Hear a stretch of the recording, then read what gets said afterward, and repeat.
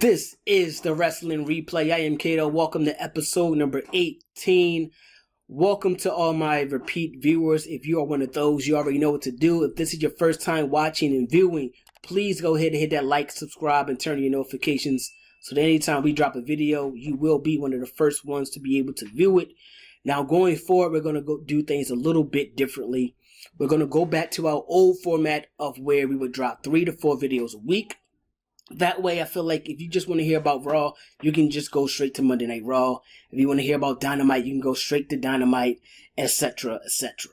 Now, what we're also going to do is, in these videos, it'll make each video a little bit shorter, so that way, it won't take up too much of your time. You'll be able to watch it on the way to work, watch it on your lunch break, something like that, or whatever. If you don't like to work at work, you can watch it at work. It'll also allow us to really dive into certain storylines, dive into character progression or regression if it's not good, and we can really take our time on exactly what's happening on certain shows before we go into pay-per-views or big matches and stuff like that. So I think this is actually a pretty good thing. So I'm going to try to stay on beat or stay on track with this. Monday Night Raw should be dropping on Tuesday night, Wednesday. Dynamite should be dropping on Thursday, Friday. Friday night SmackDown and Rampage, I'll put those as one package, and they'll be dropping on either Saturday night or Sunday morning. Pay-per-views would always drop on Monday, so I think this will be much, much better. So today we're going to try it out with just Monday Night Raw and SmackDown, and we're going to see how that go, and then we'll jump into AEW Fyre Fest Week 1 in a separate video so we can really break things down. Now, let's get into what took place Monday Night Raw. Monday Night Raw kicks off with Paul Heyman, Brock Lesnar, Austin Theory, and the Alpha Academy getting destroyed, completely manhandled by Brock Lesnar. Now, I know we're getting this Brock Lesnar Roman Reigns match at SummerSlam again, but this match is supposed to be the last match. This match is a last man standing match, much different from any other match these guys have fought before. Completely different Roman Reigns, a completely different type of Brock Lesnar. You gotta like it still. I'm sorry, it's still a main event. No matter how you want to slice it, it's gonna go down SummerSlam's main event. It's gonna be one of the bigger matches probably of the year. Now, what I want to really talk about is Paul Heyman. Paul Heyman's ability to sell this match. This match is already big, but Paul Heyman has that ability to go out there, sell a match without getting in the ring, without touching another competitor, without a wrestler having to put their hands on Paul Heyman. And that's something very special. We don't see that too often in this business. It's not too many guys that can still do that, to still make you want to watch a match, to still advance the storyline, to still make it a little bit spicy without having any type of physical contact. So I like that about Paul Heyman, and him being in the storyline with these two big names. It really just brings it all home. It really allows him to dive into the new Roman Reigns that Brock Lesnar will be dealing with. He really dives into that Brock Lesnar and what he's going to have to do. He's going to have to be the beast that he never was before. He also teases to Theory, like, look, you really don't want smoke with neither one of these guys. And he brings out the Alpha Academy. The Alpha Academy gets completely manhandled. I mean, Brock Lesnar picked up Otis as if Otis was the size of Rey Mysterio. That has to account for something. I really enjoyed the opening segment of Monday Night Raw. I really enjoy how Paul Heyman really can advance storylines without having to do anything. When we start to get more wrestlers that can do that, guys like Christian Cage who can do that, guys like Chris Jericho who can do that, which we'll talk about in another video. But when we get guys who can actually wrestle and do that same exact thing, it just puts matches and storylines to the next level, right? The match could be okay. It could be a decent matchup, but when you have a great storyline to follow behind it, it makes the matchup feel that much better. It makes it feel that much bigger. Now, we also got to see Finn Balor. He defeated Rey Mysterio Jr., avenging his loss against Rey. Now, with this Rey Mysterio Jr. and Finn Balor feud that's going on right now, I feel like it's really only just buying us time until Edge come back and seek his vengeance on Judgment Day. So I'm fine with it happening there. It'll be interesting twist if Dominic Mysterio actually turns to the Judgment Day, which I wouldn't like because I don't think he would fit in. But at the same time, it would create controversy. It would be something to talk about, a little talking piece. But I really like what they're doing with Rey and Dominic, keeping these guys together.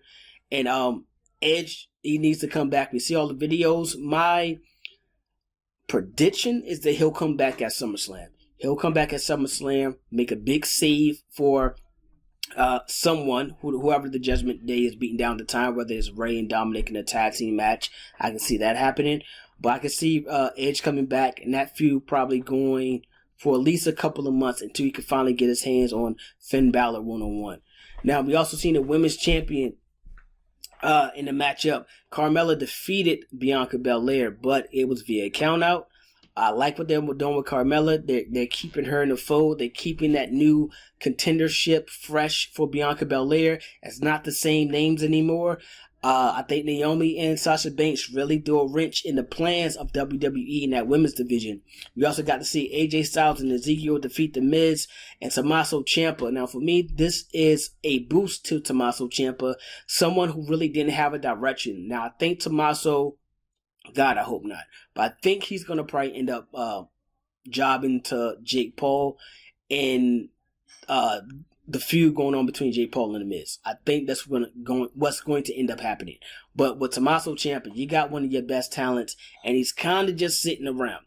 This has been the issue with WWE for a while now. But with Vince McMahon not at the helm right now, hopefully this is the chance where guys like Tommaso Ciampa can start to make their name for themselves on Monday Night Raw, can start to really get on certain shows, can start to really, get some type of push, whether it's the United States Championship. I think that would be a great look for him, trying to compete for that title, especially with Bobby Lashley. I think that would be great.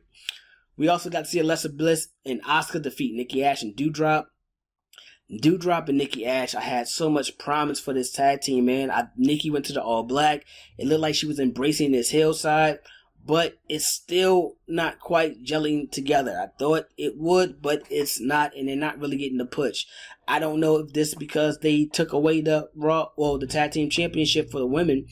If they plan on bringing it back, that would make sense to keep having these tag team matchups. But if you're not going to bring these tag team titles back, it's kind of like, what's the point? Like, it really doesn't matter anymore to keep throwing random women together to fight in tag team matchups if you're not going to, one, truly build that women's tag team division. And with Stephanie there, I would hope that's something that she would want to do.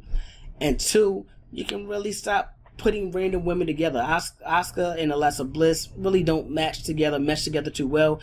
And then they're getting wins over tag teams like Nikki Ash and Doudrop, who you actually want to be a tag team. So, you got to kind of pick your poison exactly what you want to do.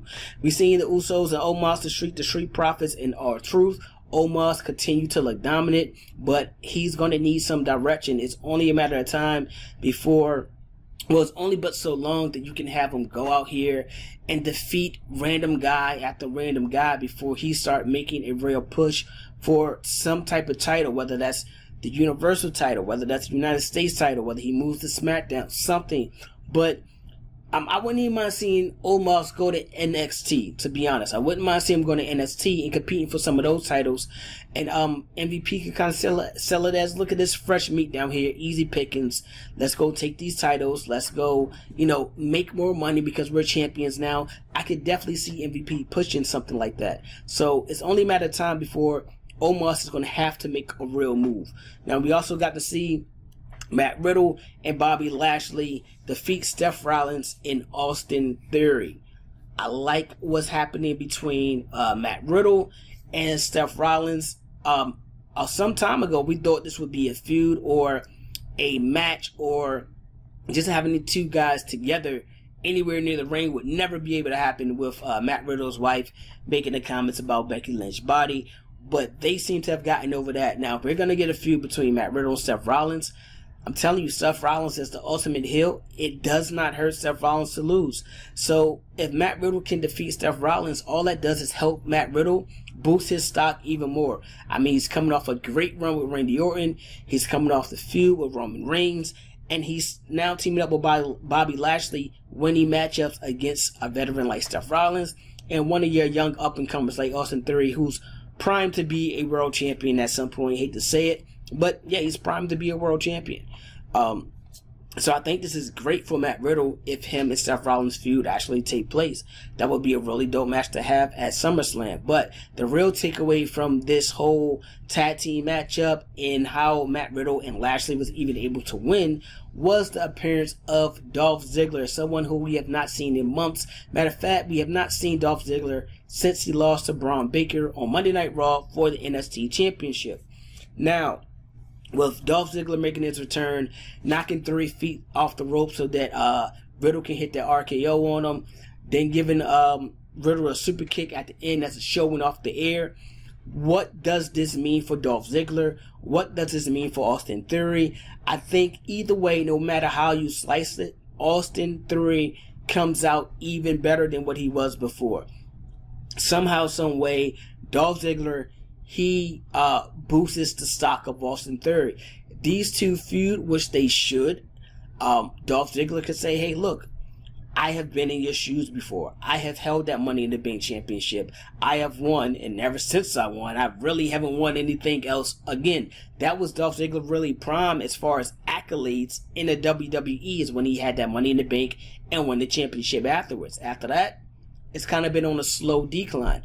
But Dolph Ziggler coming back, what I could also say about that is, it's like, he's kind of like your Mr. Reliable. If you notice, every time that Dolph Ziggler gets some type of real push, it's normally when some of your big A guys go out. And if we look at Monday Night Raw, with no Edge, no Randy Orton, no Cody Rhodes, and you need somebody to kind of come back, you need an A player to be there, it's Dolph Ziggler. I'm sorry. He's great inside the ring. He's great at selling. He's great at putting people over. Look what he did for Drew McIntyre on Drew McIntyre's run to becoming the world champion. He put Drew McIntyre over right before his championship matchup. So I think having him match up with Austin Theory and having these two guys go at it actually works out perfect for Austin Theory. He'll be able to get put over. He'll be able to have great matchups because of Dolph Ziggler in-ring work. You've seen the work that he did with Braun Baker, another young star. It was an amazing matchup on WrestleMania. A really good matchup again the following night on Monday Night Raw. He can do the same thing for Austin Theory. So I think this is a big bonus because not only will he get the push and the rub from defeating a veteran like like Dolph Ziggler, but he'll also get to learn while he's in the ring from a veteran who has managed to stick around for decades inside of for at least a decade, not decades, inside the WWE. And honestly, he's one of your best in-ring workers that you have today. So if you have a young star learning from a veteran like that, sky's the limit, man. Like, Austin Theory is great inside the ring. So if he has more tricks to learn and more tools to add inside his bag, perfect. You can't lose on that. So the biggest takeaways for me on Monday Night Raw was the storyline advancement. Paul Heyman killed it opening up Monday Night Raw. It was perfect. We got to see Brock Lesnar demolish some people, which is always good. And then at the end of Monday Night Raw, you get a random surprise appearance by Dolph Ziggler. Perfect way to end it off. Leave us with questions. Leave us having to come back and watch Monday Night Raw next week. Awesome job for you guys. Now let's go ahead and jump over on the SmackDown side. Man, I thought these videos was going to be a little bit shorter, but it seemed like it might be just as long. SmackDown, man, what did we have going on? So we got our special guest referee named. It was none other than the Double J, Jeff Jarrett himself. He will be the special guest referee at the rematch for the Usos and the Street Profits for those tag team championships. We also got to see Angelo Dawkins. He defeated Jay. He defeated Jay Uso in the main event. I believe it was the main event. Pat McAfee, him in the war with Happy Corbin is still going on. I think this is actually going to be a pretty decent matchup. I remember when Pat McAfee fought Adam Cole, and I thought, like, this doesn't even look right. Pat McAfee's like 6'4". Adam Cole's like 5'9" on a good day. And he was just getting the best of Adam Cole at every turn. But Pat McAfee also looks like someone who is actually taking the craft of learning to wrestle inside the ring very serious. And on a microphone, he's always been great on a microphone, so that's no issue there. So this may actually be pretty decent in the career of Pat McAfee if he's looking to really get inside the ring. We seen Liv Morgan defeat Natalya. I like that.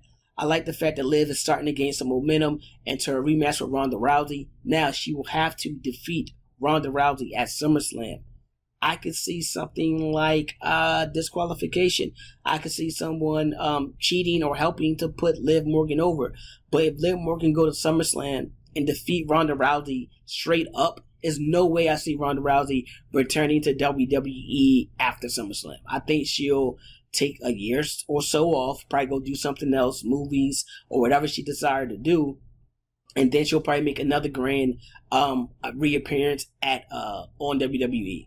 I could see something like that happening. I could see Ronda possibly getting frustrated, maybe losing her cool a little bit, and not letting go of a hold when Liv Morgan's on the rope or using a weapon. And this will be like the heel turn that's introduced for Ronda Rousey, and they'll run this matchup again back at another pay-per-view following SummerSlam. I could see something like that. But if they take the title off of Liv Morgan now, it wouldn't make any sense of why you took the title off of Ronda Rousey in the first place, especially not allowing someone the likes of Liv Morgan to get a pinfall victory if you're not going to let Liv Morgan have a true run as a SmackDown Women's Champion. We seeing the new Viking Raiders, man. They got lured into a trap by Xavier Woods with Jinder Mahal and Shanky laying the beat down to the new Viking Raiders. I told you before, I would love to see the Viking Raiders add a third member, like a legit big guy, someone that's 6'4", 6'5" to their group. I think that would really set off this tag team if they did something like that. Lacey Evans and Aaliyah match never took place. Lacey Evans, very quick heel turn. I mean, week in and week out, they came, gave us video promos, trying to pretty much boost her stock, get the fans really behind her. But when it came to Money in the Bank, every time she got close to the briefcase, the fans booed. They did not want Lacey Evans anywhere near the Money in the Bank. It looked like that's what they was kind of setting it up to do, or setting it up to happen. But now they was forced to turn Lacey Evans directly after Money in the Bank pay-per-view. So now she's on this whole, if I'm not being appreciated, I won't wrestle type of phase, which is cool. It could definitely help build her heel role, and I could definitely see her now going on to face someone like Liv Morgan, who would be the ultimate face if she could find a way to get past Ronda Rousey. Seeing Drew McIntyre, he defeated Ridge Holland. Sheamus is still running around and dodging Drew McIntyre to see who's going to be this number one contender for the World Championship in that matchup. But it looks like Drew has ran through the whole crew, so there's no one left but Sheamus. So I assume Friday Night SmackDown will finally get Sheamus and Drew McIntyre. And last but not least, we got to see Madcap Moss. He defeated Austin Theory when Theory decided to get himself disqualified by using a briefcase. Long story short, man, SmackDown was a decent episode. I liked the progression of Lacey Evans, actually. I think she was a much better heel than she was a face. So I like that. Surprise having Jeff Jarrett as a special guest referee. That's pretty cool. It's decent. Something new. Something that no one expected. I don't mind a surprise.